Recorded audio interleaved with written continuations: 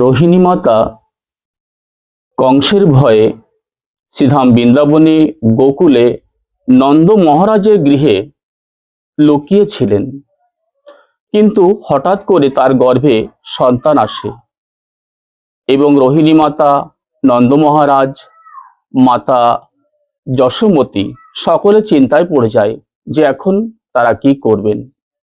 তখন নন্দ মহারাজ তিনি তার কুলগুরু মহিষী শাণ্ডিল্য মুনির কথা বলেন। তখন তিনি সকলকে নিয়ে সেখানে যান, সেখানে গিয়ে সব কথা খুলে বলেন। কিন্তু শাণ্ডিল্য ঋষি এই কথা আগে থেকেই জানতেন।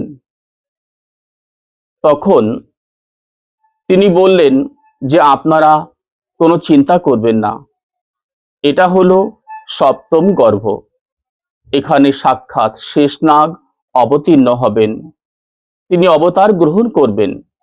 তারপর অষ্টম গর্ভে শ্রী ভগবান তারণহার অর্থাৎ শ্রীকৃষ্ণ আসবেন, এসে এই পৃথিবীকে রক্ষা করবেন, অসুরদেরকে বিনাশ করবেন, সাধুদেরকে রক্ষা করবেন এবং অসুরদের সঙ্গে মহা সংগ্রাম করবেন এবং কংসকে বধ করে দেবেন।